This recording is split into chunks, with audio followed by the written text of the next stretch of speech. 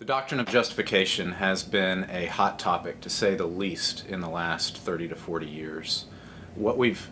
observed in the disciplines of biblical studies, ecumenical theology, and historical theology has been really a wholesale deconstruction of what had been a remarkable Protestant consensus regarding justification in Christ alone, by faith alone. In biblical studies, questions have arisen regarding the nature of Judaism in the days of Jesus, and particularly the Apostle Paul, believing that Luther, Calvin, and others had misinterpreted those Jews that Paul in particular would have been polemically engaging, and thus have misunderstood what Paul himself was teaching.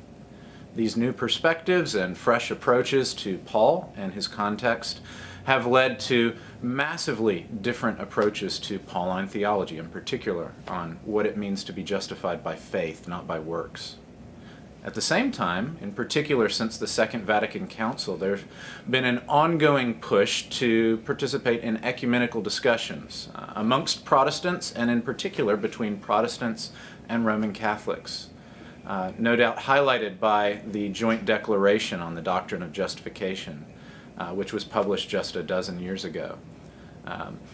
In ecumenical theology, the push and the fruit has been to see a much closer picture where Protestants and Catholics use different language, different jargon, different idioms to describe the gracious gift of salvation, but they no longer feel the need to anathematize one another and seek to move beyond the claims of a Luther or a Trent. In these discussions, what we've seen is that there's not a whole lot of attention given to the primary texts of the Reformation or of their immediate medieval precursors. In Justification in the Gospel, I want to push back and ask, not first and foremost, how do we make sense of current controversies, but how do we attend to their contexts, to the foundational discussions,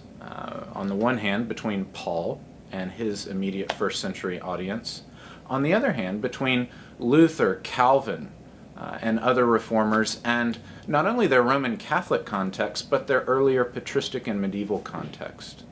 It seems to me that by studying not textbook accounts, not secondary sources, but the primary sources themselves, we actually see a remarkably different picture. And we see reformers who were historically aware, who were not running roughshod over the New Testament evidence, and at the same time who weren't dismissing the patristic and medieval synthesis that they'd inherited, but were refining it and taking it further to express the Christological nature of salvation and the gracious character of the gospel by adding the claim that justification is by faith alone to the earlier claims that it's by grace alone and in Christ alone. It seems to me that by putting the doctrine in its various contexts, we actually can then be in a position to address contemporary issues.